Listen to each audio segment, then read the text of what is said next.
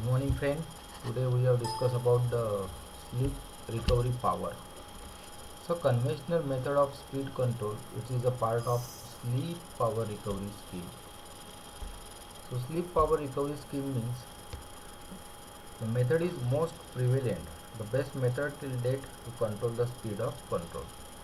Actually, rotor speed जो होता है, it's depend on rotor EMF. हमारे इसमें मोटर के दो स्पीड होते हैं, सिंक्रोनस स्पीड और rotor speed. So sleep power recovery scheme is method of speed control of wound rotor induction motor in which some amount of rotor recovered the power is fed back to main supply instead of wasting in the rotor resistance. So देखिए बच्चों क्या होता है, ये जो figure आप देख रहे हैं इसमें एक इंडक्शन मोटर कनेक्टेड है, RYB सप्लाई कनेक्टेड है और एक ट्रांसफार्मर कनेक्टेड है और एक 3 phase supply diode system connected है. ये जो सिस्टम कनेक्टेड है बच्चों, ये जो है ये है वेरिएबल फ्रीक्वेंसी ड्राइव है एक्चुअली में. अगर हम देखते हैं,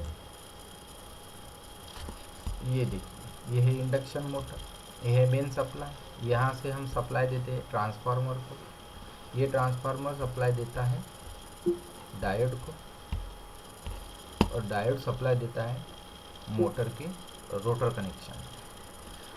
अब जैसे ही सप्लाई ऑन होता है, motor will be the start. Motor start होने के बाद जो रोटर में एक्स्ट्रा EMF इंड्यूस होता है, वो जो होता है वो DC फॉर्म में होता है. तो हम इस DC को प्योरली DC में कन्वर्ट करते हैं, purely DC again purely AC में कन्वर्ट करते हैं. This transformer to supply send to the main supply. अगर रोटर में कोई एक्स्ट्रा EMF इंड्यूस होता है तो हम उस EMF को मेन सप्लाई में रिड्यूस कर देते हैं. जैसे ये यहाँ से जाएगा और मेन सप्लाई में समाहित हो जाएगा. ओके. सो अब स्लीप पावर रिकवरी क्या होता है? सो हमने देखा है कि एक सिंक्रोनस स्पीड होता है, एक रोटर स्पीड होता है. Generally rotor speed synchronous speed से कम होता है. अगर रोटर स्पीड बढ़ जाए, रोटर स्पीड अगर बढ़ जाता है, रोटर का पावर अगर बढ़ जाता है तो स्लीप बढ़ जाती है और हमें ज़्यादा स्लीप नहीं होना. So SPRS is use for the limited speed range operation of induction motor drive where slip power is fraction of motor power rating, therefore a low power rating of converted and lower cost.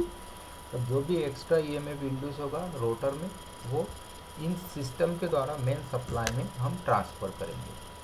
तो कभी कभी NR का बढ़ जाना मतलब क्या होता है कि रोटर में ज़्यादा EMF इंड्यूस हो रहा है. So extra EMF induce is in DC form, that's why to convert in AC form and they to send the supply. Generally दो टाइप्स के हमारे पास स्लीप पावर रिकवरी स्कीम है. एक है स्टैटिक कर्मर और दूसरा है static scrapers. Provide the speed control for wound rotor और स्लीपरिंग इंडक्शन मोटर. देखिए इसमें भी सेम कंपोनेंट यूज किया है, recovery transformer, inverter bridge. These are the power electronic devices to use for converting the DC to DC and DC to AC. So any extra amount of EMF to be produced in this rotor side, this extra amount of EMF to send through the diode bridge, inductor bridge, DC converter through the purely AC in main supply.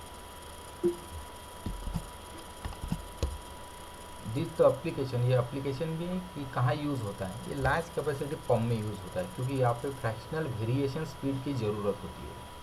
Barrier speed wind energy system में भी होता है क्योंकि wind का speed variation होता है, fix नहीं, constant नहीं होता है. तो वहाँ पे हम ये system sleep recovery power use करें. कभी रोटर स्पीड सिंक्रोनस स्पीड से ज़्यादा हो जाता है तो हम रोटर स्पीड का कुछ EMF हम सप्लाई को दे देते हैं और मोटर स्पीड को हम कांस्टेंट रखते हैं.